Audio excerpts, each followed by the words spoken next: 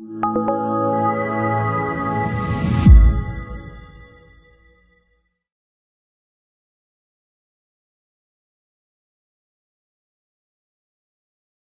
next topic of discussion is the cranial x-rays of President Kennedy that exist today. There are only 3 extant skull x-rays. We know that 5 or 6 were taken. There are only 3 that exist today. And I mentioned earlier that all 3 of those are copy films. They're not originals. They're forged composite copy films. They're altered images. So let's examine what happened to the skull x-rays, why, and how it happened. 2 of the 3 skull x-rays were altered following the autopsy to remove evidence of exit at the rear of President Kennedy's skull. Now, 2 of the x-rays total, 2 or 3, were destroyed. They're not on the record today. On some occasions, Gerald Custer, the x-ray technician, said that 5 x-rays were taken. On some occasions, he said 6. Dr. Ebersol, the radiologist, told Dr. David Mantic in an interview that there were 6 skull x-rays exposed. This means that either 2 or 3 skull x-rays were destroyed. A minimum of 2 were destroyed. Dr. David Mantic, a radiation oncologist, an MD, and a PhD in physics, as I mentioned earlier, has visited the National Archives a total of 9 times to study primarily the JFK skull x-rays, as well as the autopsy photographs. His conclusions after his 9 visits are that the surviving 3 skull x-rays are composite copy films, forgeries, not originals. The 2 lateral skull x-rays, the side views, show an impossibly dense white patch in the right rear of the skull, obscuring the exit wound seen in both Dallas and at Bethesda Naval Hospital. The 1 AP x-ray, which is the anterior-posterior view, the x-ray beam went from the front of the skull to the rear of the skull. The AP x-ray has had an apparent bullet fragment, conveniently matching the accused assassin's weapon, superimposed on the image. Let me explain what I mean. This is an image of the right lateral skull x-ray. This is an enhanced image of the x-ray made by the HSCA staff. The reason they felt it was necessary to make an enhanced image in the first place is because the JFK skull x-rays are very unusual in appearance. They show a very high degree of contrast that is not normally seen in a skull x-ray. So they had to make an enhanced image to better study it. And instead of a blowout in the right rear of the skull, which would be evidence of missing bone behind the right ear and missing brain tissue, you see a very bright or lucent area. You can see it in this image. Now, in an X-ray, light areas indicate that the X-rays pass through very dense material and couldn't quite all make it through the material. And dark areas indicates that the X-rays pass through very thin material or areas where there was just air, and that's why they're dark. Dr. Mantic used the science of optical densitometry to study the skull X-rays in the National Archives. Basically, what he did was to use a device called a densitometer and study the amount of light coming through each skull X-ray at hundreds of different locations. This is a technique used in radiation oncology, which he adapted to the study of the JFK skull X-rays. And his empirical data that he gathered over his 9 visits revealed that this white patch in the rear of the skull behind the ear transmits about 1,100 times more light than the frontal region of the skull X-ray. So area F in this image is the frontal region of the right lateral skull X-ray. And the reason that it's very dark is because there was a lot of brain tissue missing in this area, and there was a lot of air in the skull at that point. That's why it's very dark. There's not a lot of tissue for the X-ray to pass through. The very dense region, the very lucent or bright region on the X-ray, which is labeled P for patch or P for posterior here. Normally that, on a normal skull X-ray, the brightest area on the skull should only emit 2 or 3 times as much light as on the darkest area on the picture. And once again, let me explain that. In a normal skull X-ray, area P should only emit. In a normal skull X-ray, first of all, you wouldn't see this high degree of contrast. It's just very unusual. It's very abnormal. And second, in a normal skull X-ray, area P, the brightest area, would only emit 2 to 3 times more light than the darkest part of that skull X-ray, which is area F in this picture. But in the JFK lateral skull X-rays, area P emits 1,100 times more light than the frontal region. Dr. Mantic has concluded that area P was created by light blasting that region when the lateral X-rays were copied. This alteration of the lateral X-rays was performed to hide the blowout in the right rear of the skull. So let me explain in layman's terms what was involved in making these altered copy films of the JFK skull X-rays. Once the authentic X-ray was developed, you had a large sheet of film with an image on it. All one had to do in those days was to go into a dark room, place a sheet of copy film underneath the developed X-ray. So you have an X-ray that's already developed, place a sheet of copy film underneath it of the same size, and then turn on the room lights for 10 to 20 seconds. So no X-rays were involved in making copy films in those days. You just turned on the ambient lights in the room. Then you turned the light off again, and you would put a mask or a template on top of the developed X-ray, leaving a hole for the area that you wanted to light blast. In this case, the area to be light blasted was the right rear of the skull, where there was a large hole seen in Dallas. So a template was placed over the top of the authentic X-ray, and then that area was light blasted. And then the copy X-ray was developed, and the original X-ray was either destroyed or suppressed.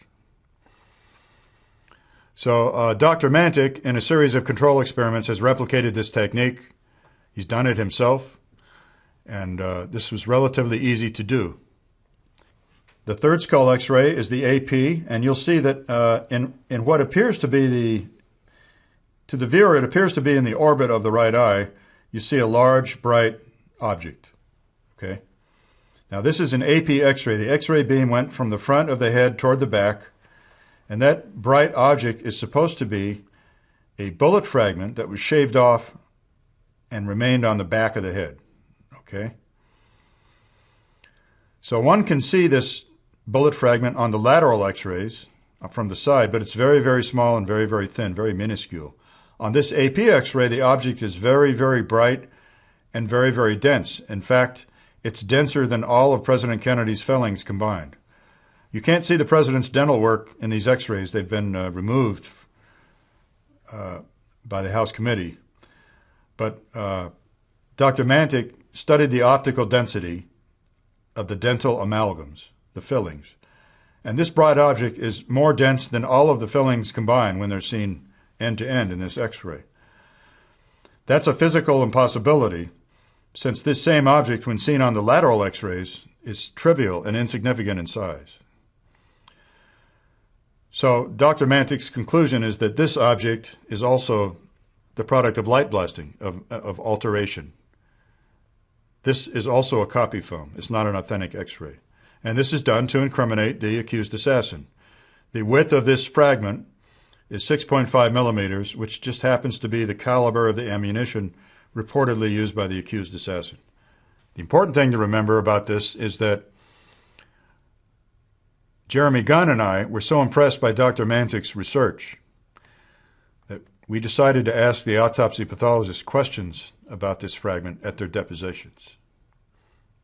All three autopsy pathologists, Dr. Humes, Dr. Boswell, and Dr. Fink, stated under oath to the review board that they do not recall seeing this bright fragment on the skull X-rays the night of the autopsy.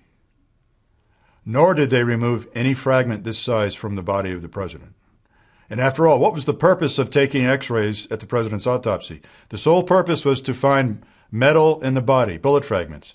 and to allow the doctors to locate them and remove them for submission to the FBI lab for analysis.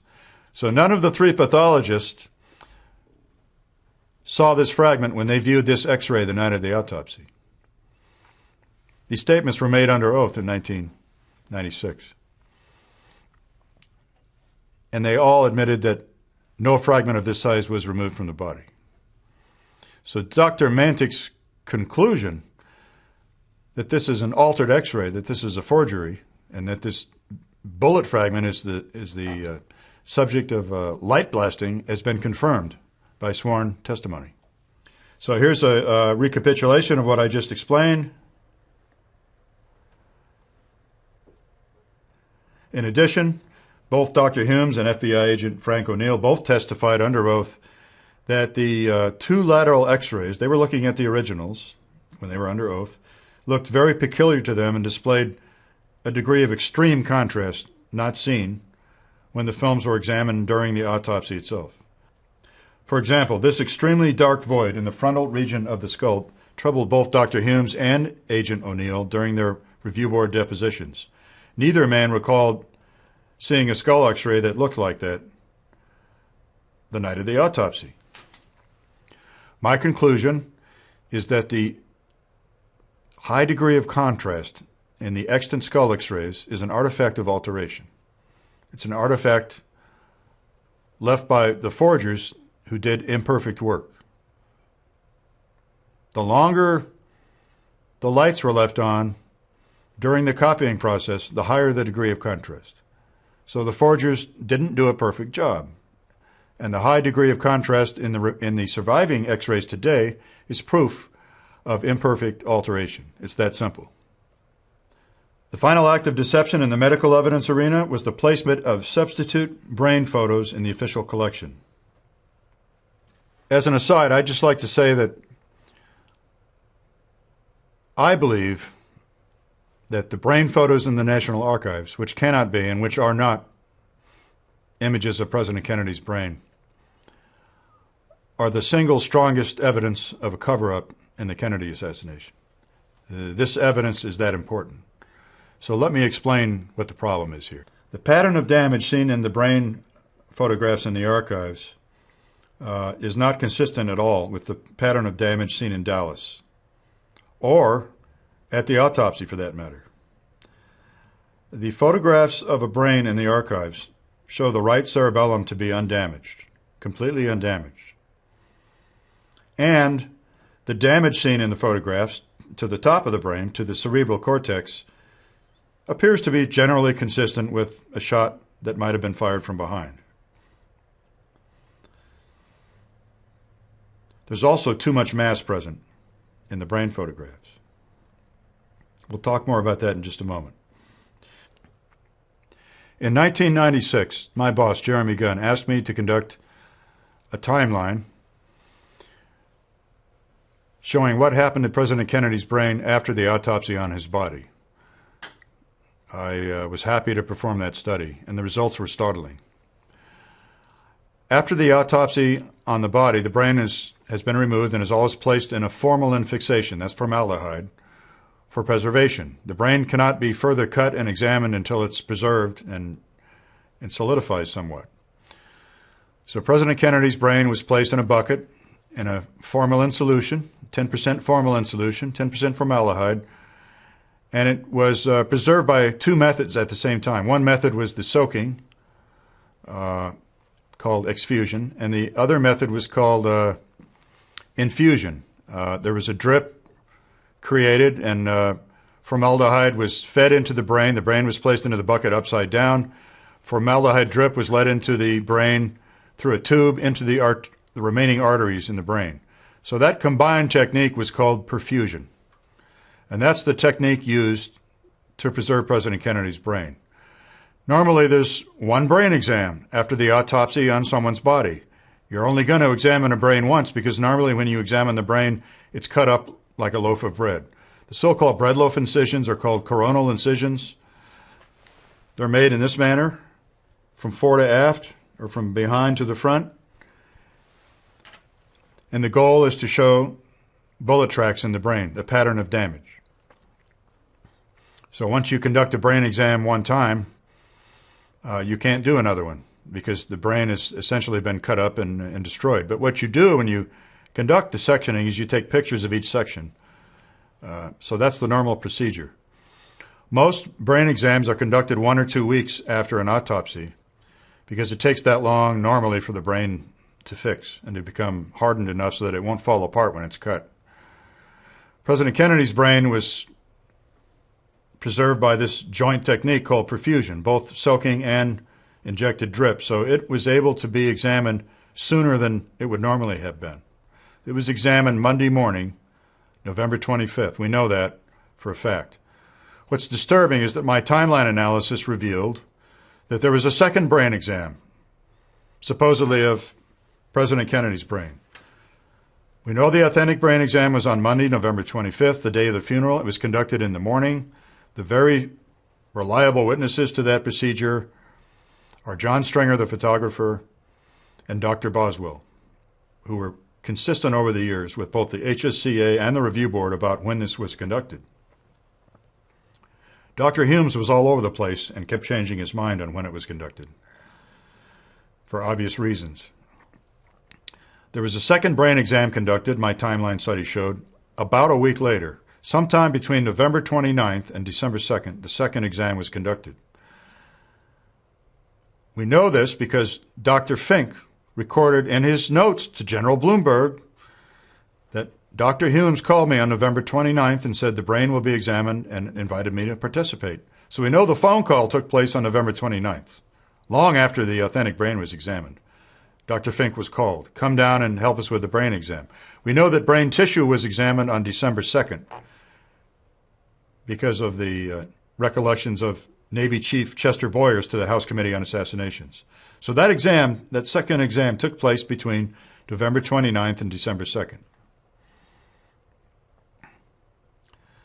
There's something wrong with this. You can only examine somebody's brain once, especially if you conduct the coronal serial sectioning at the first exam. Dr. Fink was not at the first brain exam. Dr. Fink was at the second brain exam. The official photographer at the autopsy on the body, John Stringer, was present at the first brain exam. He took those pictures, including the brain sections, after each section was made. John Stringer did not attend a second brain exam, so an unknown Navy photographer took the pictures at the second exam. So here's a summary of the timeline. As I've said, the first exam was on November 25th. Second exam was conducted between the 29th and the 2nd of December. Now, I'd like to amplify this with a few comments. John Stringer recalled vividly taking each brain section after it had been cut, positioning it on a light box so that the brain section was illuminated from below and from above, photographing each section one at a time. So he took many photographs of brain sections. Before the brain was cut, John Stringer took images of the intact brain, but he only took images of the top surface, the superior aspect of the brain, the top of the brain. He did not take basilar views of the underside.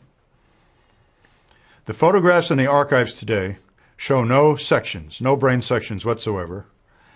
And the photographs in the archives show both superior views of the intact brain and basilar views taken from underneath. So the views in the archives show views that Stringer knows he did not take. And this collection in the archives does not show views that Stringer knows that he did take. Not only that, John Stringer recalled for us under oath, before he examined the photographs, he recalled the types of film that he used. He used a certain type of black and white film, Pan-X negative film for his brain photographs, and color positive transparency Kodachrome E3 film for his color shots of the brain. The brain photographs in the archives today are on the wrong kind of film. The brain photographs in the archives are taken on, the black and white film is Ansco, it's not Kodak. John Stringer used Kodak film for his black and white negatives. The black and white negatives in the archives are Ansco film, it's a different brand. Not only that, the black and white negatives in the archives are numbered 1, 2, 3, 4, 5, 6, 7, etc. John Stringer said that he used duplex holders. Duplex film and duplex holders is not numbered at the factory. It's not numbered.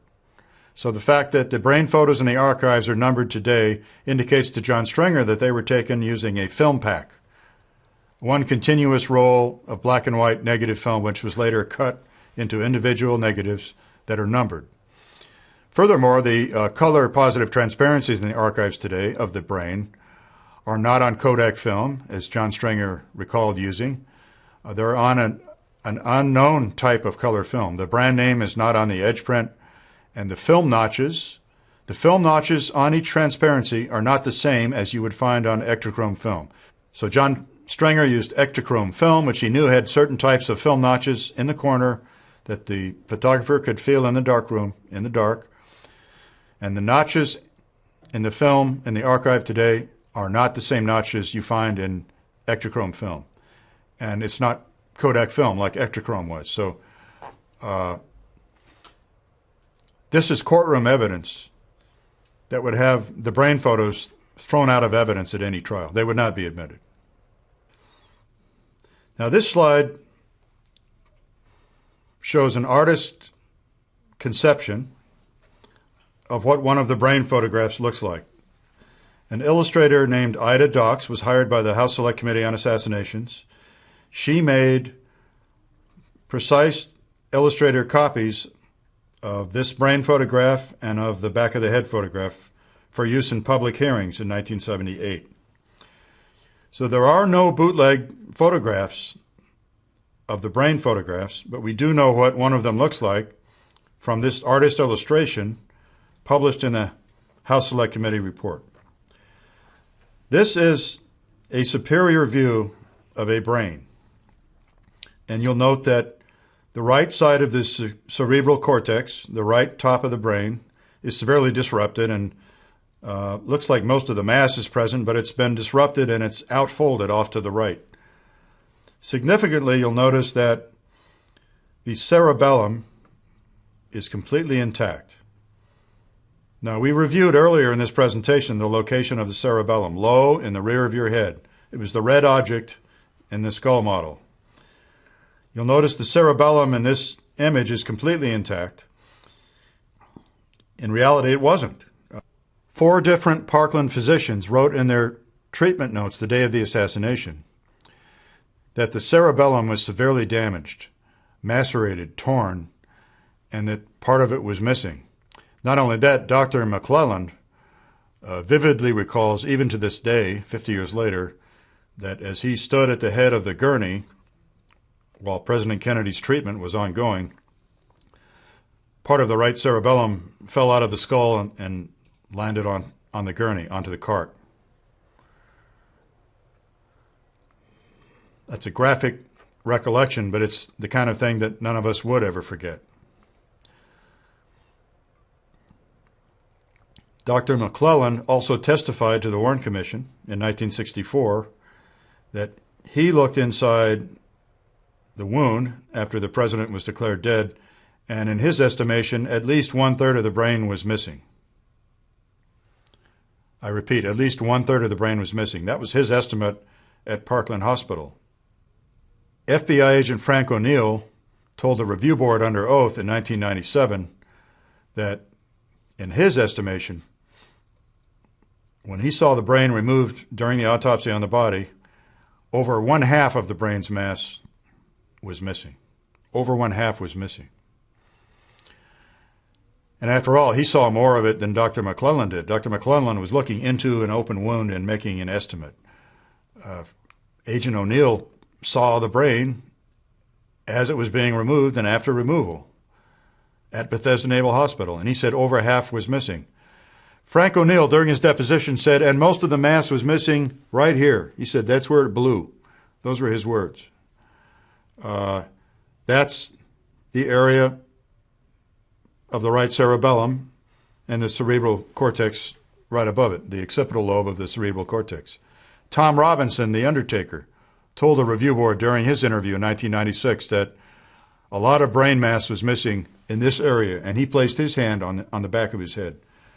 So these descriptions of brain damage by Frank O'Neill and Tom Robinson are entirely consistent with the Dallas wound descriptions from Parkland Hospital, and they're consistent with the observations of Clint Hill in the limousine.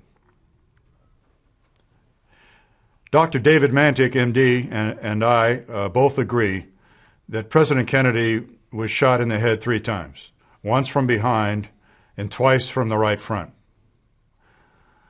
The shot from behind entered low in his skull. It was traveling at almost horizontally, so it probably came from the Daltex building. One of the 2 shots from the right front entered high above the right eye at the hairline, and it's my conclusion that it probably exited the upper left rear of the skull per the autopsy photograph. Dr. Mantic and I are confident that the second shot from the right front entered President Kennedy's skull just forward of and just above the right ear, right about here, and caused the large blowout seen at the rear of his head. I want to repeat that. The second shot from the right front entered right about here and blew out this area here. So it was almost a tangential wound. Dr. Kemp Clark, at the press conference following the president's death at Parkland Hospital, Dr. Clark, who was the head of neurosurgery, expressed the opinion that the head wound he saw may have been a tangential wound. In other words, it may have entered and exited at the same place. So if not a true tangential wound, it was almost the same, almost a tangential wound. This shot here that exited here probably came from near the corner of the stockade fence on the grassy knoll, either from the acoustic location noted by the House Committee, 14 feet from the corner of the fence, or possibly from the badge man location seen in the Mormon photograph. Somewhere near the corner of that fence, someone stood and fired the shot that struck President Kennedy here and caused this avulsed exit wound seen by everyone at Parkland Hospital. I believe that someone much farther down the fence line, from the area where the fence line meets the overpass, fired this shot, which entered here and exited here.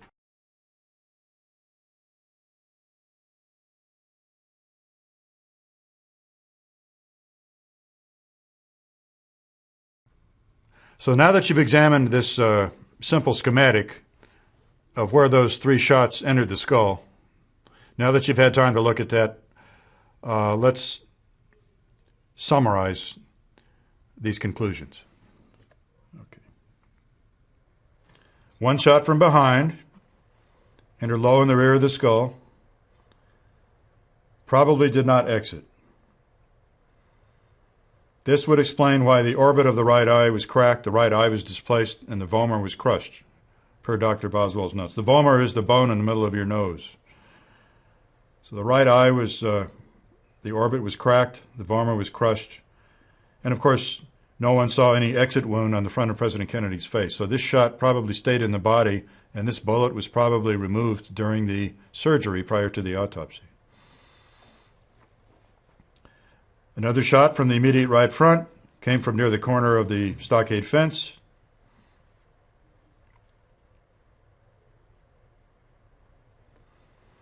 And as I just mentioned, the second shot from the right front came from much farther down the fence line and entered high above the right eye. And it was this entrance wound that had to be excised during the postmortem surgery. That's why you have a large red incision, a large red V in the president's forehead right above his eye, which no one saw at Parkland Hospital. Let me emphasize the importance of that point. No one at Parkland Hospital saw a bright red triangle of bloody damage above the president's right eye. Nobody described anything like that. And in fact, the president's own wife, Jackie Kennedy, told the Warren Commission when she testified in 1964, from the front there was nothing. Quote, from the front there was nothing, unquote. And that she was holding his head down in the car after the shooting, trying to keep his head on. So surely if there had been such a wound on his face, or for that matter, if the top of his head had been removed, or if the right side of his head had been removed, as we see in the Zapruder film and as we see in the autopsy photos, if the right side of his head had been blown out, she would have seen those things and she would not have made the statement she made. But Jackie Kennedy said, quote, "From the front there was nothing," unquote. And no one at Parkland Hospital saw this bright red triangle. So my conclusion is that this bright red triangle we see in the autopsy photographs is an incision made to remove this third entrance wound discussed here, this entrance wound that was about the size of a dime right here in the hairline. Now, it's my conclusion that President Kennedy was shot twice in the body. I think this is something that most JFK researchers will agree with. We all know that President Kennedy was shot in the upper right thorax, in the back of his body, somewhere in the upper portion of his back.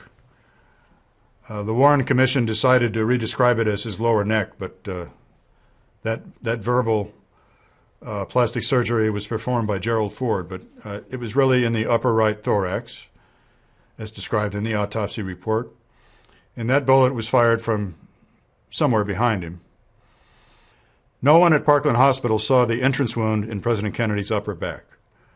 That's because they were hurriedly trying to save his life.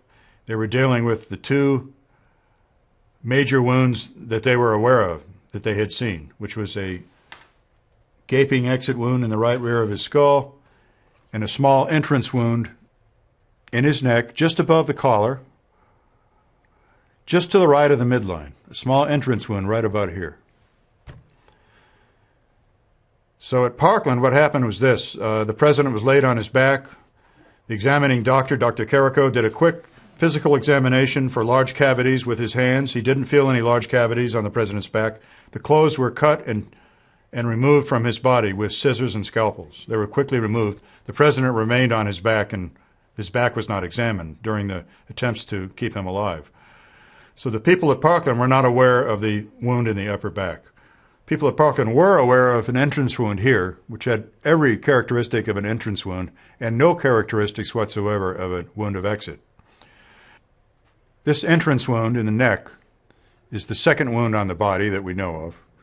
And this is the location where Dr. Perry, the emergency room surgeon, made an emergency tracheotomy incision right through the wound, a horizontal incision, very short, 2.5 to 3 centimeters, just below the Adam's apple, and just exactly where the wound was, right about here, so that a breathing tube could be inserted into the president's windpipe, and he could then be put on a breathing machine, because there was a blockage in the president's throat, blood and other debris, and he needed assistance in breathing. So the two wounds on the body are the back wound revealed during the autopsy and the entrance wound in the throat revealed at Parkland Hospital. Now, it's important to understand here that regardless of what Dr. Hume said about this later, that this truly was an entrance wound in the throat, another shot from the front. We know this because a press conference was held following President Kennedy's death at Parkland Hospital. The two doctors who answered the questions of reporters at the press conference were Doctors Kemp Clark and Malcolm Perry. Kemp Clark was the head of neurosurgery. Malcolm Perry was the emergency room surgeon who performed the tracheotomy. Malcolm Perry answered the question 3 times. 3 times during that press conference, he said, "This is an entry wound, a bullet coming from the front." He didn't know what the official story was going to be later. He described what he saw when he treated the president. And fortunately, there's a transcript that exists, a verbatim transcript of this press conference. The Secret Service denied that it existed when the Warren Commission asked for a transcript, but it exists. And in fact, the copy I have has a Secret Service time and date stamp on it. So the Secret Service later had to cough this thing up, and the archives ended up releasing it. So this is White House transcript 1427C. There was a stenographer named Wayne Hawks who was traveling with the presidential party to Texas, and he sat there with his stenotypist machine and made the transcript as the reporters asked the questions and the doctors provided their responses. So 3 times Dr. Perry verified that this was an entrance wound in the throat. And then various doctors verified this, various Parkland physicians verified this in their treatment reports that they wrote that day. By the time they were interviewed under oath by Arlen Specter in the spring of 1964, Dr. Humes and the Navy had decided that they wanted this to be an exit wound, and Arlen Specter did all he could to get several Dallas doctors to say that this might have been an exit wound. To a man, these people either said it could have been either, they copped out, in other words, under pressure, or they very reluctantly agreed to his many stipulations and his loaded leading questions. But what matters the most are the statements made the day of the assassination by Dr. Perry and the treatment notes, the treatment reports written the day of the assassination by the treating physicians. And all of those written statements say this was an entrance wound, a third shot from the front. So let's summarize. The shot from behind has an uncertain origin. All that we really know about the shot from behind is that the wound, when examined at the autopsy, was very shallow and, in fact, did not even penetrate the lung cavity. So the pleura, the membrane that surrounds your lung cavity, was not punctured at all by this very shallow wound. At the same time, the autopsy pathologist expressed great puzzlement and frustration that they could not find any bullet in the body inside this wound. They had a very short bullet track, which Dr. Humes could feel with the end of his small finger, and which was probed by Dr. Fink. And the probe, both probes, the finger and the metal probe, did not reveal an exit wound anywhere else in the body. And in fact, as I said, the pleura was not violated. So the absence of a bullet in this shallow wound was a real mystery at the time of the autopsy, or so Dr. Humes professed it to be. There are reasons to doubt Dr. Humes' apparent puzzlement as to where is this bullet, and there are 2 reasons. Paul O'Connor was dismissed from the morgue during the autopsy proceeding at one point. He was uncertain of when, but he was dismissed. He was under guard, placed under guard by a Marine in the hallway. He wasn't allowed to go anywhere. About 40 minutes later, when he returned to the morgue, one of his colleagues who had stayed in the morgue told him that he had missed some procedures, and that one of the procedures that he missed was that the doctors removed a large fragment of a bullet from the intercostal area. Well, the intercostal area is the muscles between your ribs. And so think about what this means. One of the men in the morgue witnessed one of the autopsy pathologists remove a large fragment of metal from between the ribs and said there was a lot of bleeding in the intercostal area. And yet at the public autopsy performed by Dr. Humes between 8 and 11 p.m. later that night, he professed great puzzlement and frustration that he could find no bullet in the body. But what Paul O'Connor was told by his colleague puts the lie to that. And in fact, another enlisted man, Gerald Custer, one of the X-ray technicians, said in numerous interviews, as well as under oath, that as he was positioning one of his X-ray cassettes underneath the body of the president to take one of the chest X-rays, that a piece of metal fell from the president's thorax onto the table, onto the examining table, and that one of the doctors present reached forward with a set of forceps and picked it up.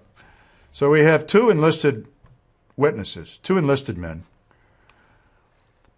who told the truth years later, that there was evidence of some piece of metal in the body from the bullet that struck the president in the back, but that evidence has simply disappeared from the record, that's all. I'd like to talk a bit about the entrance wound in the throat, item number 2 on this slide. Many assassination researchers today believe that shot was fired from the south grassy knoll. In other words, the grassy knoll opposite the one where the headshots came from. The faraway grassy knoll, way off to the left of the limousine. That's the south grassy knoll. Many researchers believe that shot came from the south knoll and that it penetrated the windshield, that it's the bullet that created the hole in the windshield, that that's the bullet that entered the president's neck and did not exit his body. You'll recall, anyone who's seen the Zapruder film, you'll recall the president reacting sharply to a frontal stimulus. And that's clearly him reacting to a frontal shot, this shot right here. Most researchers now believe it came from the south knoll, off in this direction to his left. That bullet did not penetrate the body.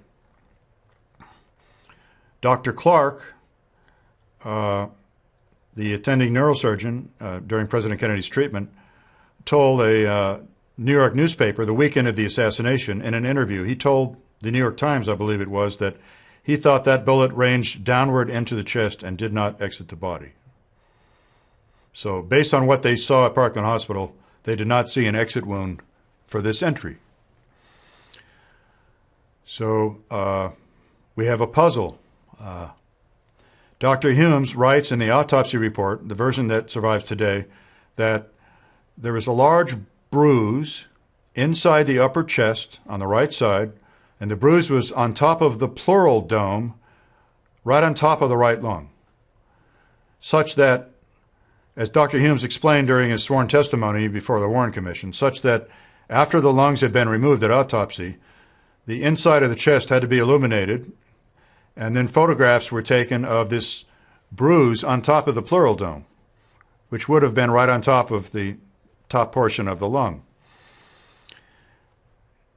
In Dr. Humes's mind, he claimed that this was evidence of the passage of a bullet from behind, through the neck, and out the front. That's utter nonsense, but that's what he claimed at the time, and that's why he said he photographed the bruise. He considered it important at the time. I believe the bruise is not evidence of a transiting bullet from behind. The bullet from behind didn't transit.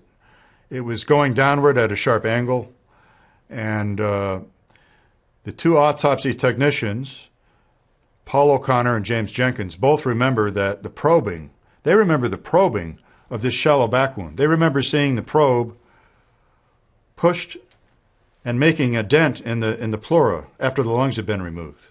And they remember that the indentation in the pleura from the probing of this shallow wound were somewhere below the heart, actually at the level of the descending aorta, such that if that bullet had continued to travel in a more or less straight line, it would have exited at or below the heart, and it certainly could not have gone through anyone's neck. So it's possible, in my view, that this bruise on top of the right lung, if that's really where it was evidence of a shot from the front, striking the president in the neck, being deflected by the tracheal rings. The tracheal rings were damaged, being deflected and going downward in his chest, as Dr. Clark had speculated, and then coming to a stop.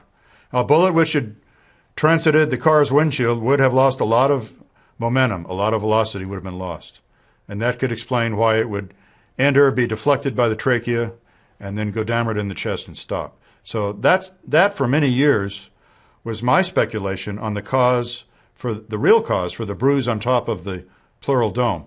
What's interesting today is that this photograph is missing from the official collection. I now think I understand why, and it's a completely new interpretation of this part of the evidence that I've never written about before. One of the two enlisted autopsy technicians, James Jenkins, spoke at a JFK assassination conference in Dallas on the 50th anniversary of the assassination. This is last November, 2013. James Curtis Jenkins, a very shy and retiring man who does not enjoy publicity at all, finally came and appeared at a research symposium and answered people's questions. He said he did not remember any bruise on top of the pleural dome. He remembered seeing a bruise on the middle lobe of the right lung itself. Now think about this. He remembered seeing a bruise on the middle lobe of the right lung. If that's the truth, then that bruise would line up with the shallow back wound. you see.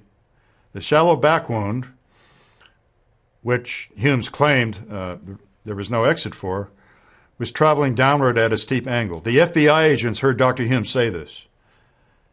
In fact, they recorded in their report that Dr. Humes said at the autopsy that the back wound was going downward at a 40 to 60 degree angle. No building was really that tall in Dealey Plaza, but that would have been the pathologist's estimate at the time. They recorded what he said. That type of trajectory, going steeply downward from a wound entering the back, could very well be the cause of a bruise on the middle lobe of the right lung. I tend to believe James Curtis Jenkins on this score, and I tend to not believe Dr. Humes. I think what was really photographed at the autopsy was a bruise on the middle lobe of the right lung. And I believe the reason the photograph is not in the collection is because Dr. Humes later lied about the bruise. I believe he lied about it in the autopsy report and changed its location, saying in the autopsy report the bruise was way above the tip of the right lung on the pleural dome. I don't think I no longer believe there was such a bruise on top of the pleural dome, way above the top of the right lung. I believe Jenkins, the bruise was in the middle lobe of the right lung, and I believe that's what was photographed, and I believe that's why the photograph of the bruise is missing from the collection, and I believe that Humes' statements that the bruise was much higher in the autopsy report are simply a fiction. This is an image of the back wound. There are so many questions about this wound that they will never be answered unless there's an exhumation of the president's body.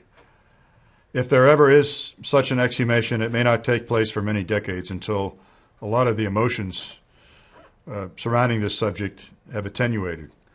But some of the questions people have, is that the actual wound we see near the top of the ruler, off to the right of the ruler? Or is it the other dark spot below the big dark spot? Is the real wound underneath the ruler, and is someone hiding it for some reason? We could never get any of the autopsy pathologists to explain why there was a ruler in this photograph. No one could explain why. I found that rather strange. Unless there's an exhumation, we'll never really know if this is the wound described in the autopsy report. We need to move on to the throat wound because the throat wound was also the subject of tampering at Bethesda Naval Hospital prior to the beginning of the autopsy. Now, this disturbing image is the so-called stare of death photo. You can see that it's taken early that night because the president's head is in the metal head brace. You can see the bar for the metal head brace off to the left. You can see the fresh towel that's been placed underneath his head and shoulders. And the wound in this image is a horrible-looking gash. It bears no resemblance whatsoever to the incision made by Dr. Perry. Now, Dr. Crenshaw, a third-year resident who was present in Trauma Room 1 at Parkland during President Kennedy's treatment, he was interviewed in depth by ABC News in 1992 for a big news story. And one of the things he had to say was that when he looked at this autopsy photograph, in his opinion, someone had tampered with this wound and greatly expanded the size of the tracheotomy incision. He said he had never seen a tracheotomy incision that big in his life. He said Dr. Perry was a master with the blade and made a very, very small incision. When David Lifton interviewed Dr. Perry in the 1970s, Dr. Perry told him that the incision was only 2.5 to 3 centimeters wide. In the autopsy report, Dr. Humes describes this incision as 6.5 centimeters wide, and yet in his sworn testimony in 1964, Dr. Humes said this gash was 7 to 8 centimeters wide, really enormous. And in the autopsy report, Dr. Humes says it's 6.5 centimeters wide and it has widely gaping irregular edges. Dr. Crenshaw said in the news piece in 1992 that after the breathing tube was removed from the president's neck following death, the small incision closed of its own volition, and it was a neat, small, horizontal incision, no wider than 3 centimeters at the most, and it had closed. So, based on Dr. Crenshaw's recollections, and based on what we see in this photograph, this wound has been severely tampered with. The purpose would be twofold. One would be to try to obtain access to whatever bullet went in from the front and remove evidence of a shot from the front. That was the whole purpose of this surgery prior to the autopsy, was to remove evidence of shots from the front. So this would have been along that same line of thought. In addition, enlarging this wound to try to obtain access to the bullet would have had the added benefit to the people doing the cover-up of making this look like an exit wound. Because right now, except for the possible hint, you see the hint of an entrance wound at the bottom of the gash. You see it looks like part of a small, possibly part of the small actual wound of entrance. Most of it is just a large unformed gash. And indeed, the final version of the autopsy report, the one in the archives today, claims that this is an exit wound, that it's not an entrance wound. Now we have some other evidence related to this wound, and that is the artist's illustration made for Quentin Schwen by Medical Illustrator this past year. You'll recall that this is the best recollection Quentin Schwen has of the color transparency shown to him in 1982 or 1983 during a recruiting pitch by the federal government. Not only does this image depict an entrance wound above the right eye, but it depicts a different stage of tampering for the throat wound. Quentin Schwen described this eloquently to me during many interviews on the telephone. What is shown here by the artist is that he recalls a vertical incision bisecting the horizontal incision. So when the body left Parkland Hospital, President Kennedy only had a short horizontal incision which had closed after the trach tube was removed. Quentin Schwen remembers seeing a transparency with a vertical incision at 90 degrees to the horizontal one, which bisected it, and he said the vertical incision was actually longer than the horizontal incision, and that the four edges of the skin flaps had been peeled back. Just like if you cut a cross shape into an orange, you could peel back the skin of the orange to try to see what was underneath. He vividly remembers this. So what I conclude we're looking at here is an interim stage of this tampering. So the Dallas observations were an entry wound in the throat, about 5 millimeters wide, very small. This, I believe, is an interim photograph showing what the wound looked like after a first stage of tampering or investigation, and then the large, unseemly gash that we have in the existing autopsy photos is the final stage of the alteration when the butchers got done with their work. So to conclude, I believe 5 shots definitely hit President Kennedy from 3 directions. 2 shots from behind, 1 shot from the left front, and 2 shots from the right front of the limousine. This constitutes undeniable evidence of crossfire and therefore of conspiracy. There's an important point I'm trying to make here. Once a researcher crosses this threshold and is convinced that there was a conspiracy, you need to get out of Dealey Plaza and focus on the cover-up. Continuing to obsess over the details of what happened in Dealey Plaza, because the complete story can never be known, reduces the assassination to a parlor game and trivializes it. Studying the cover-up and how quickly it was implemented and by whom reveals that America experienced a coup d'etat in 1963. So the proper question, once you believe there was a crossfire and therefore a conspiracy, the proper question then becomes, why was JFK removed from office? And I'll be covering this at the end of this presentation. Many people do not know that the autopsy conclusions following President Kennedy's death were quite malleable during the first 2 weeks after the autopsy. They were changing. They were being revised very quickly. Most people don't know this. There were 4 sets of conclusions that we can identify in time. And I'm going to explain what those were below, but the implications should be very disturbing. Truth was not the only client. If it was, there would have only been one set of conclusions. The fact that there were 4 sets of conclusions, each different from the other, indicates that the people behind the cover-up were trying to decide what they could sell to the American people and to future investigations. That's all they were concerned about. So let's talk about these 4 sets of conclusions.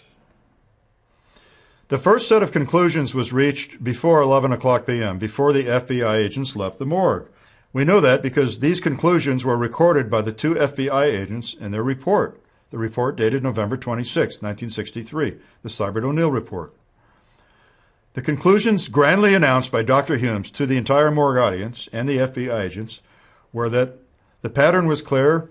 The president was hit twice from behind, once in the head from behind, and once in the back, and that the back wound did not transit the body, and that that bullet must have fallen out onto a stretcher at Parkland Memorial Hospital during cardiac massage while President Kennedy was being treated. Let me repeat that. Dr. Humes' initial conclusion during the autopsy was that the bullet that entered the back did not exit the body. At least this is what he told everyone. And that that bullet must have fallen out of the body onto a stretcher in Dallas, because the agents at the autopsy did receive word that a bullet had been found on a stretcher in Dallas. It was unclear what stretcher at the time. So they reported this to Dr. Humes, that a bullet had been found on a stretcher. This provided a convenient explanation for him before 11 o'clock at night for what happened to this bullet that caused this shallow back wound. And so this is what he announced to the morgue audience. Within 30 minutes, this set of conclusions had changed. The FBI agents left the morgue at 11 o'clock, and they proceeded to the FBI lab with the 2 small bullet fragments from the cranium, very small fragments. While at the FBI lab, they dictated a report, a telegram, to the Baltimore field office, which was later released as a telex that night. But the FBI agents left at 11. A second set of conclusions was reached by 11:45 p.m. Let me explain how this came about. Dr. Humes finally made telephone contact with Dr. Perry in Dallas shortly after the FBI agents left. We know it was after they left because if he had called Dr. Perry before the FBI agents left, they would have recorded that fact in their report. They recorded no phone call to Dallas in their report whatsoever. So therefore, that phone call took place shortly after they left. We know it took place that night for a number of reasons. Dr. Ebersol, a radiologist, when he testified to the HSCA, said he recalled the phone call to Dallas by Dr. Humes. And he had estimated that it was about 10:30 at night, and then later in the deposition he said, or later. So he remembered it taking place, and he remembered it taking place Friday night from the Bethesda morgue. Dr. Perry, the emergency surgeon who had performed the tracheotomy on President Kennedy, came back to work on Saturday morning, and Nurse Audrey Bell, the chief operating room nurse, said to him, "You look like hell. You must not have gotten any sleep." And he told her at the time, "I didn't get much sleep because they were on the phone all night long from Bethesda, badgering me, trying to get me to change my mind about the entrance wound in the throat. They wanted me to say it was an exit wound." So we learned this from Nurse Bell when we interviewed her in 1997, and it's on the audio tape that's in the National Archives. You can listen to it. You can listen to it for yourself. It's a pretty damning piece of information. So we know from the Perry statement and from the Ebersol statement that there was a phone call to Dr. Perry from the Bethesda morgue Friday night during the autopsy. A third indicator that there was a phone call with Dr. Perry Friday night is Dr. Perry himself. He testified before the Warren Commission more than once. And in some of his testimony, he indicated that he thought there was more than one call to Dr. Humes and that it was on Friday night Dr. Humes' story was that I only called Dr. Perry once and that it was Saturday morning. So Dr. Perry recalled more than one call, and he recalled it as being on Friday night. So there was definitely a call between Dr. Humes and Dr. Perry Friday night. It almost certainly occurred right after the FBI agents left the morgue. And this is when Dr. Humes learned that there was a bullet wound in the throat. And this must have caused tremendous consternation amongst him and everyone else intent on executing the cover-up, because they had just announced a two-hit scenario to the FBI agents. 2 shots from behind only, and no bullet transited the body. One bullet entered the back and fell out of the body during chest massage. That was one conclusion by Dr. Humes. The second bullet entered the back of the skull and exited the upper right side of the skull. That was the second Dr. Humes conclusion.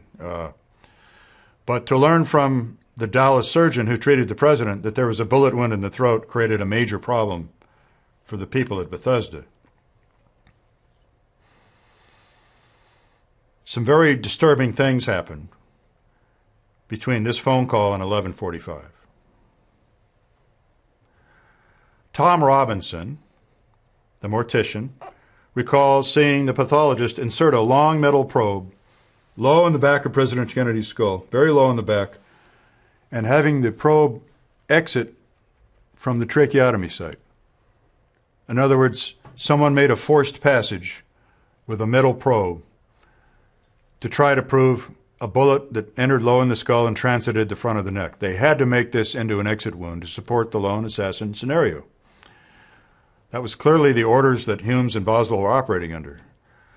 So Tom Robinson recalls this probe being used and told the review board about it in 1996. Similarly, verifying what Robinson told us, Dr. Humes told his neighbor over the fence, his neighbor who was a CBS executive, that there was one x-ray taken of a metal probe going through the neck, which went in various directions and bent up and down, but which came out the front of the throat. And there is no such x-ray in the collection today. There is no such x-ray. I think the reason for that is obvious. It's anatomically impossible, really, almost impossible for that to have happened, for a bullet to have entered low here and to have gone through the foramen magnum, bounced off a vertebrae in just the right way so that it would have come out the front of the front of the neck without shattering the neck vertebrae. I mean, it's a virtual impossibility. But that night, that wasn't the way people were thinking. Someone inserted a probe low in the president's skull, made a forced passage, brought it out the front of the neck, made an x-ray of it. Dr. Humes talked about the x-ray to his neighbors, and in fact, here's a picture of the document. Once again, this is the famous CBS memo in which Dr. Humes also talks about this x-ray taken of a probe coming out the front of the neck. There is no such x-ray in the collection. Someone obviously decided later that it wasn't believable and removed it from the collection. They culled the collection. So what all this means is that Dr. Humes and his colleagues were struggling with a way to explain what Dr. Perry described on the phone as an exit instead of an entrance. And I conclude that by 11:45 they had succeeded, and I'm going to tell you how I came up with that time. General Wheel's aide, Lieutenant Lipsey, remember, General Wheel was the commandant of the military district of Washington. His aide, Lieutenant Lipsey, was interviewed by the HSCA in 1978. Richard Lipsey drew a diagram of a 3-shot scenario that he heard Dr. Humes proclaim to the morgue audience, and drew a diagram of it and explained it in great detail to his interviewers from the HSCA staff. That one bullet had entered the back of the head and blown out the right front. That was bullet 1. Bullet 2 had gone in low in the rear of the skull and come out the neck. That's Lipsey's bullet number 2. Lipsey's bullet number 3 was a shallow back wound that went in the back, didn't go anywhere, and there was no bullet found in the body. So these are the 3 hits that Lipsey heard Dr. Humes describing. The FBI agents never heard a 3-hit scenario described by Dr. Humes. They were professional observers, and they took notes. They heard a 2-hit scenario. So the fact that Lipsey overheard a 3-hit scenario and could describe it with great confidence in 1978 means he heard the new explanation that Humes came up with sometime between 11:05 and 11:45. And the reason I say that is at 11:45, the body was turned over to the Gawler's funeral home for embalming. So at 11:45, the doctors took their hands off the body, and there were no more activities by them on the body of JFK. So sometime between that phone call with Perry at 11:05 and 11:45, when the body was turned over to Gawler's, Humes concocted this new explanation. And you'll recall that I've already told you that the first draft of the autopsy report was burned by Dr. Humes in his fireplace on Sunday. That first draft, interestingly enough, was reviewed at Bethesda Naval Hospital on Saturday by Dr. Humes and Dr. Boswell. Dr. Fink was pointedly not invited. That's interesting to me. He was not invited. John Stringer, the official photographer, told me after his deposition was concluded that the reason the doctors did not invite Dr. Fink to the first brain examination was because, quote, he caused too much trouble at the autopsy, unquote. That was John Stringer's opinion for why Dr. Fink was not present at the first brain exam. It was a very revealing statement. So what we had was Dr. Humes and Dr. Boswell, who were not forensic pathologists. They were just pathologists. Dr. Humes was a forensic pathologist. He was trained to obsess about entrance wounds and exit wounds on the body. That was his sole function that night, and in his mind, and his sole focus was to find where are the entrance wounds and exit wounds. And when he couldn't find entrance wounds and exit wounds in the skull, that's when the Secret Service brought in extra skull fragments, which they said had been found in the limousine. Now, Dr. Fink was trained as a forensic pathologist. He was qualified to study forensic causes of death, bullet wounds, stabbings, machete cuts, things of that nature, and come to the proper medical legal conclusions. Doctors Humes and Boswell were not forensic pathologists. They were just ordinary pathologists. Much of the tissues they examined were just tissue samples or tissue sections and slides made at someone else's autopsy. Or autopsies that they performed when they were younger were autopsies on people who died through disease, not through gunshot wounding, not through stabbings. So Dr. Fink was a forensic pathologist. His sole focus the night of the autopsy was entrance wounds and exit wounds. And he made such a stink about it that at one point the Secret Service felt compelled to bring in these 3 skull fragments. And they actually used the words, when they presented them to Dr. Humes in this charade in front of this audience, they said these were removed. They used the word removed. They didn't say they were blasted out by a bullet. They said these were removed. And the FBI agents wrote that language in their report, that the 3 skull fragments were brought in. Dr. Humes was instructed by the Secret Service that they had been removed. That's really interesting language. As John Stringer told me, it was his opinion that the reason Dr. Fink was not invited to the brain exam of President Kennedy's brain was because, quote, he caused too much trouble at the autopsy, unquote. Now, this tells me that Dr. Fink, who is a board-certified forensic pathologist, was a meticulous professional and was obsessing, as he should have, over entrance wounds and exit wounds during the autopsy, and was dissatisfied, which is why the other 3 fragments were brought into the room by the Secret Service when Dr. Fink was unhappy. I think this same personality trait of Dr. Fink, this same tenacity of his obsession with the basic facts, is one reason why he was not invited to review the first draft of the autopsy report on Saturday. Well, we know from the review board's deposition of Dr. Boswell that Boswell and Humes met at Bethesda Saturday, late in the morning, and reviewed the first draft of the autopsy report. Dr. Fink was not there. I think we know why. He caused too much trouble at the autopsy, per John Stringer. That first draft, however, was reviewed by Captain Canada. This is the same Captain Canada I've discussed earlier. He reviewed the first draft, and undoubtedly others did as well. I'm sure Admiral Galloway looked at it. He was the head of the entire complex, and probably Captain Stover as well. But in the letter of transmittal for the existing autopsy report, it states that Captain Canada reviewed the first draft. Someone Saturday found that draft unacceptable.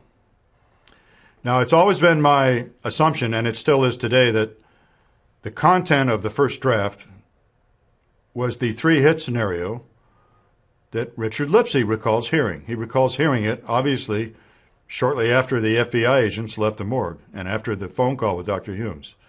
He recalls hearing it, probably at about 11:30 or 11:45. And this was undoubtedly the content of the first draft. Someone found it unacceptable Saturday. We know from the work of the HSCA that Dr. Humes went home Saturday afternoon and Saturday night, he struggled for several hours and rewrote the autopsy report. And then, by his own admission, he burned in his fireplace the first draft on Sunday morning. I think I know why the authorities at Bethesda rejected the first draft of the autopsy report. The official story was that there were 3 shots fired that day. And everybody knew that Governor Connolly had been shot. And everybody knew that President Kennedy had been shot in the head and shot in the back. That's what the world knew at that time. So that's 3 shots. I think someone Saturday said, uh-oh, Governor Connolly was shot too. You can't have all 3 shots hitting President Kennedy. I think that's what happened on Saturday. So the 3-shot scenario was rejected. And Dr. Humes wrote another version of the autopsy report, as I said, Saturday night, and he burned the first draft on Sunday.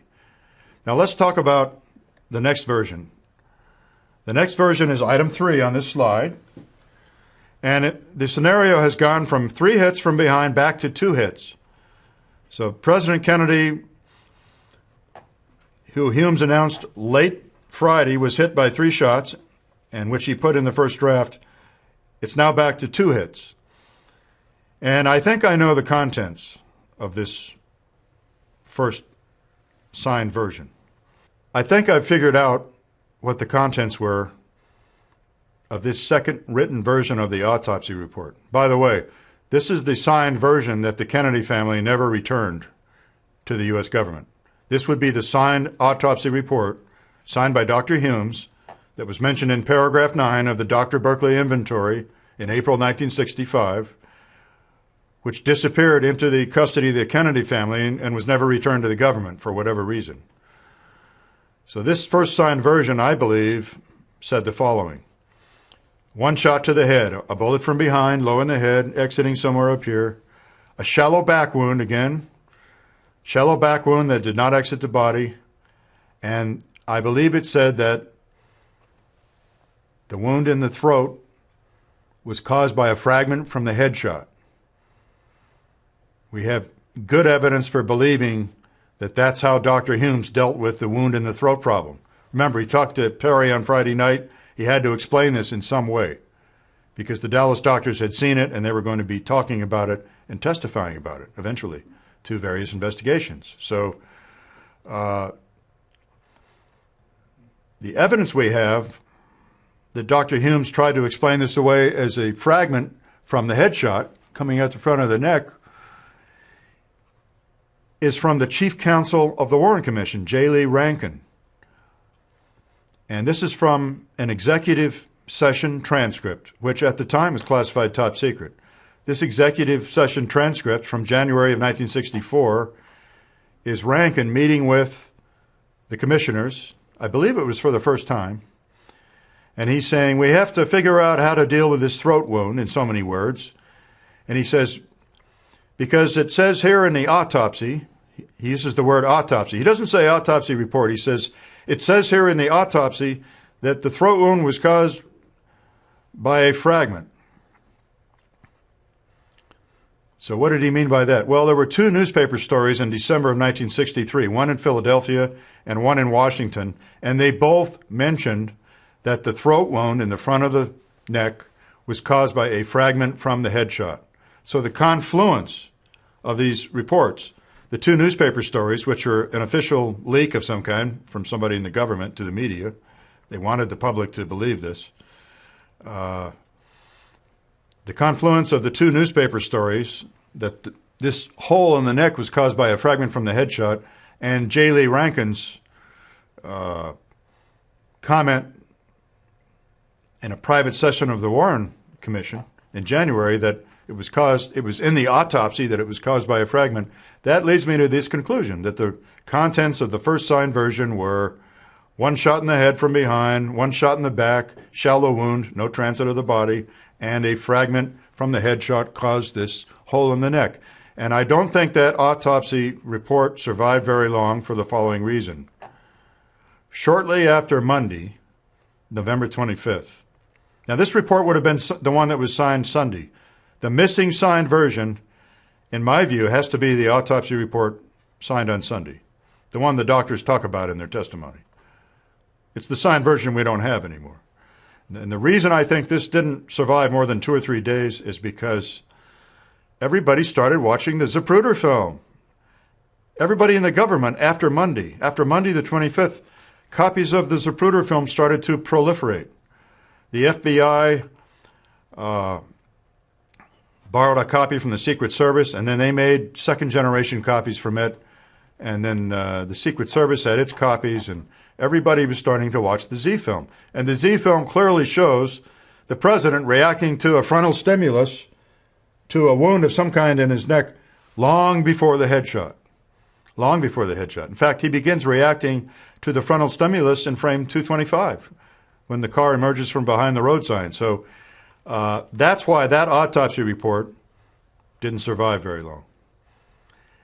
And so the final item on this slide here is the autopsy report we have in evidence today. The extant autopsy report, Commission Exhibit 387, is also a two-hit scenario.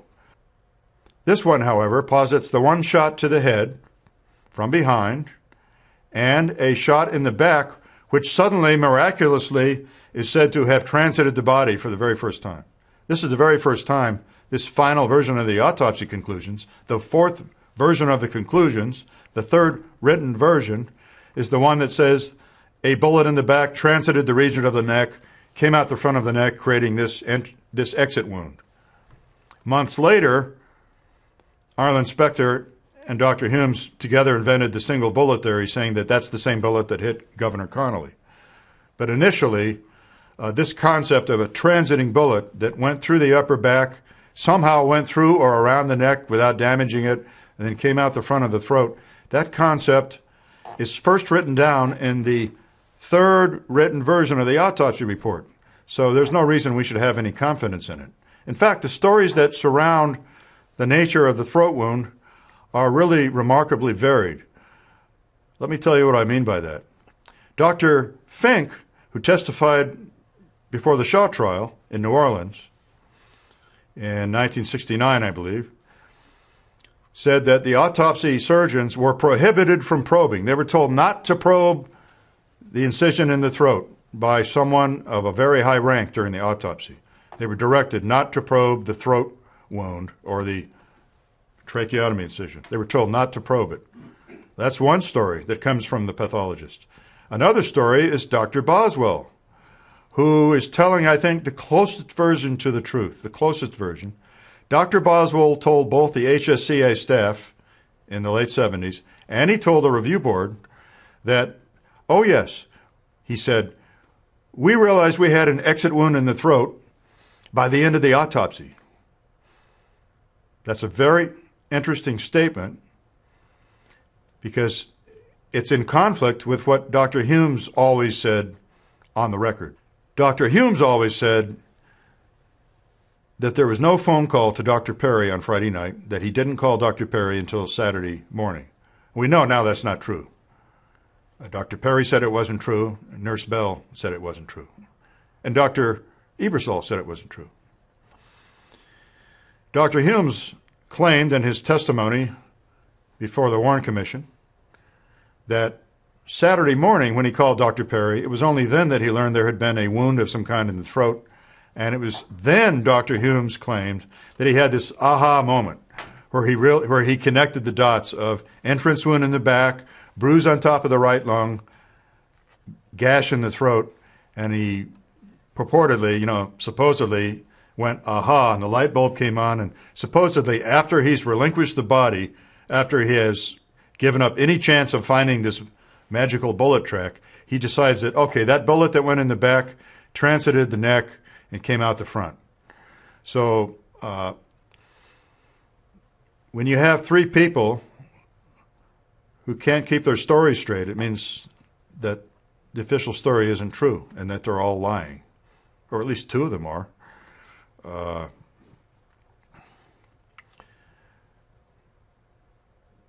Dr. Humes told us that there was never any attempt to probe the throat wound during the autopsy because he didn't think it was a bullet wound. He was appalled. He said he thought it was a horrible-looking incision. They'd never seen one that bad, and the enlisted men at the autopsy said it looked like a big old gash, and nobody had ever seen a trach that big or that wide or that badly done. But Humes claimed we never tried to probe it, and yet Dr. Fink said under oath at the Shaw trial that they were told not to probe it. So, at this point, do we really have any reason to believe that there really was a bruise at the top of the pleural dome above the right lung? I no longer have any reason to believe that. I think the bruise on top of the pleural dome above the top of the right lung is something Humes made up out of whole cloth when he rewrote the autopsy report for the last time. I think there was probably a bruise in the lung area, but it was probably in the middle lobe of the right lung, like James Jenkins revealed last November. And if so, then that bruise would have been where the bullet that entered high in the back, that would have been where that short round, where that bullet stopped. So, summarizing here, we've got 4 conclusions about the autopsy wounds that are reached before December 11th. That's a pretty rapid transformation of conclusions.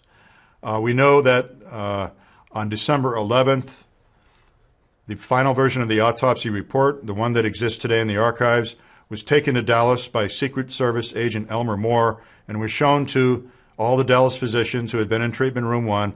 They were told to read it. This was the government's way of telling them, you're wrong. There was no entrance wound in the throat. It was a wound of exit. The bullet transited the body. And oh, by the way, the government knows that that's the bullet wound you missed in Dallas. You didn't know the president was shot in the back.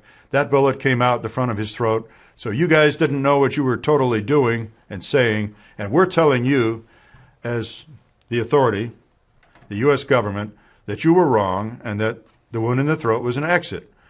So by December 11th, when Moore took that report to Dallas and forced everyone to read it, by then these conclusions were finalized. And what's really amusing and interesting to me, and appalling really, is that in January 1964, Rankin is meeting with Warren commissioners, and he still has an earlier version of the autopsy report in front of him, because that's when he says, we have here in the autopsy that the neck wound was caused by a fragment. He's talking about the previous version. So this is an amazing, almost a comedy of errors. And if it wasn't for the secrecy in place at the time, and the lack of openness in government, these people would not have gotten away with this. In fact, if there had been a trial, if the accused assassin had not been murdered, and there had been a trial, as I've said before, most of this evidence would not have been admitted into the courtroom by the judge. The autopsy report would not have been admitted because of the chain of custody problem with the body and because it was rewritten so many times. The autopsy photographs would have been shown to the Dallas physicians. The defense counsel would have asked all of the Dallas doctors and nurses if these were the wounds they saw in the body, and as soon as they said, no way in hell, that's not like anything like I saw, the jig would have been up. That would have been it. And then the defense counsel would also have called many witnesses from the autopsy, other than the pathologist. They would have called the enlisted autopsy technicians and the FBI agents, and this cover-up would not have succeeded if there had been a trial. It would have been blown wide open.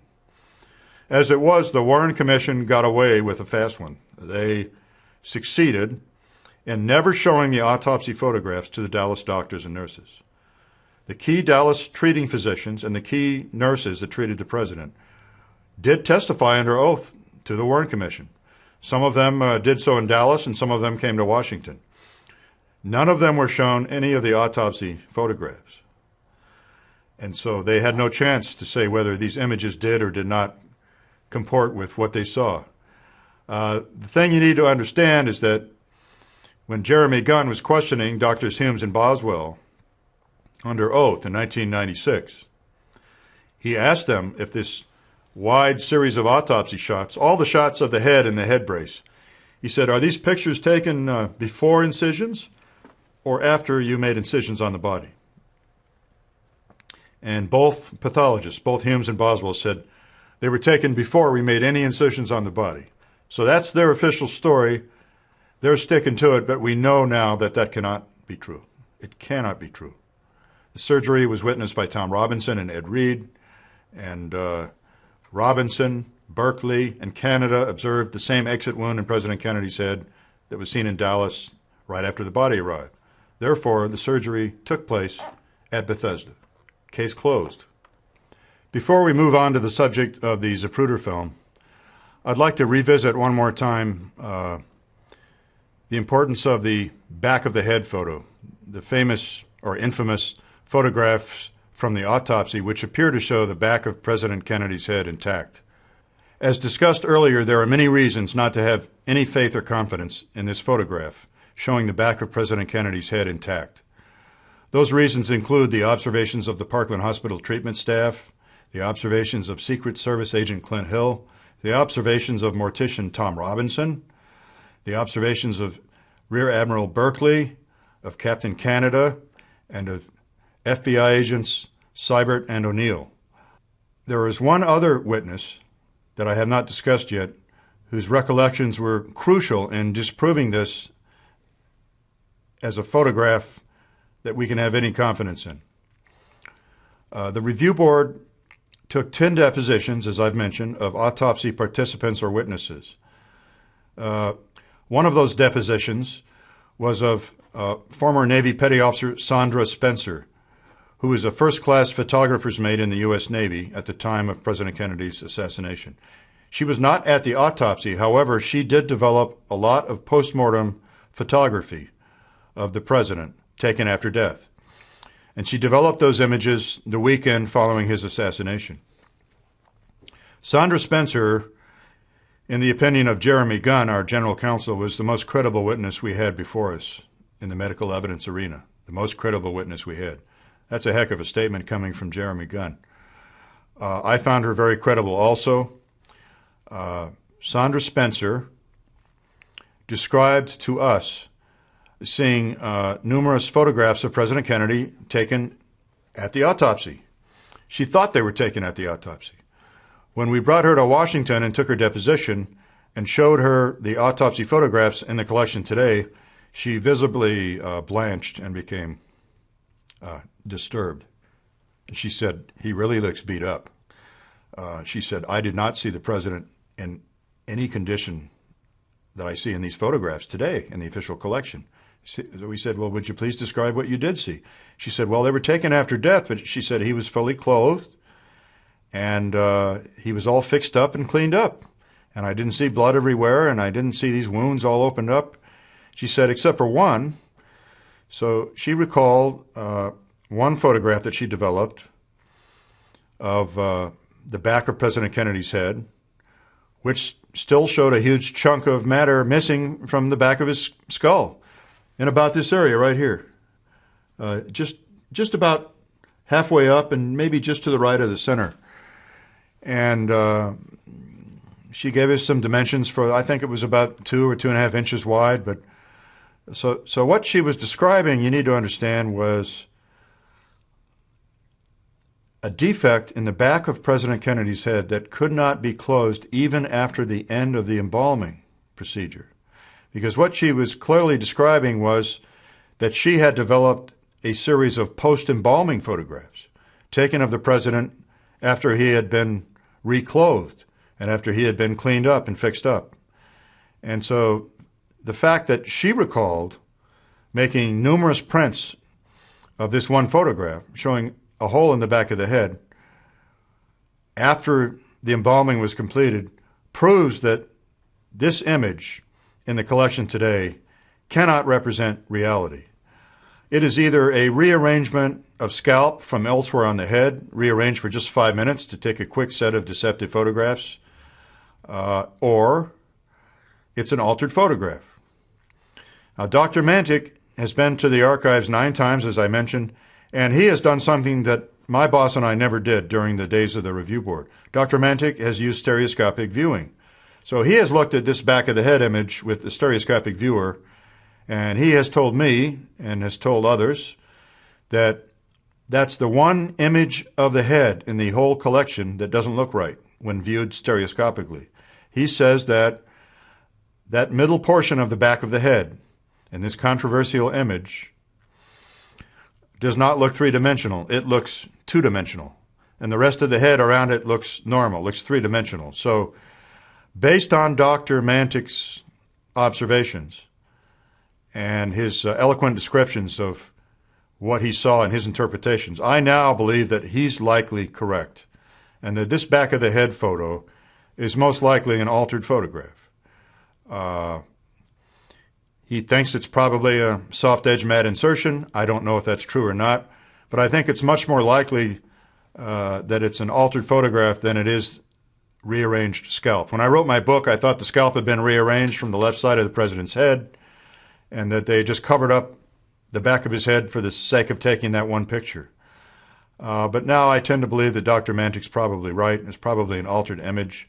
And the proof of the pudding is the recollections of Sandra Spencer and her sworn testimony under oath that the photographs taken after the completion of embalming still showed a hole in the back of the head. And in fact, she's corroborated by the recollections of 2 other witnesses, Tom Robinson, the embalmer, and Paul O'Connor, one of the Navy enlisted men at the autopsy. Both said years later that when the embalming was completed, there was still a hole in the back of the head.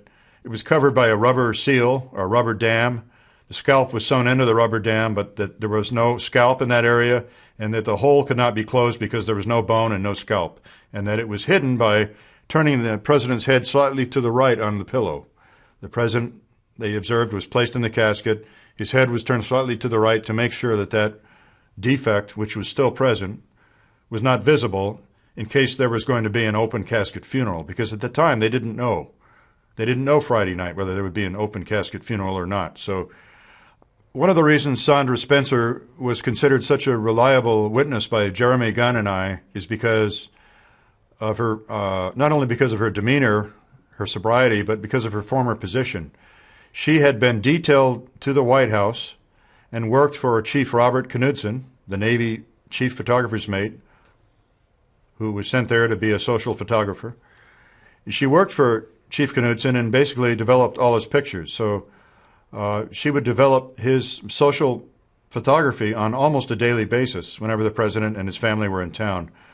And she did so at the Naval Photographic Center across the river in Anacostia, a highly secure facility at the time. So she was a very trusted member of the inner circle of photographers who basically knew and saw everything. The social photographers who photographed the president and his brother and the family were privy to a considerable number of social secrets on occasions. They were able to keep their lips sealed and keep their mouths shut, and for that reason they were trusted. People like Robert Knudsen were highly trusted by Robert and John Kennedy, according to Knudsen's family. So the fact that Sandra Spencer worked with these people, photographed or developed the photographs for many important ceremonies and family functions is the reason why we held her in such high esteem. One final note, Sandra Spencer was in charge of selecting the images for the prayer card to be handed out at President Kennedy's funeral, and which were also mailed to thousands of other people. So she worked with the widowed First Lady on the selection of the most favored photograph. to use, and she personally designed the prayer card and ensured that X number of thousand copies were printed up the weekend before the funeral. So she was a very busy person that weekend, developing postmortem photography and the prayer card. So that pretty much says it all regarding Saunders Spencer and her trustworthiness. And the American people and the review board owe her a great debt.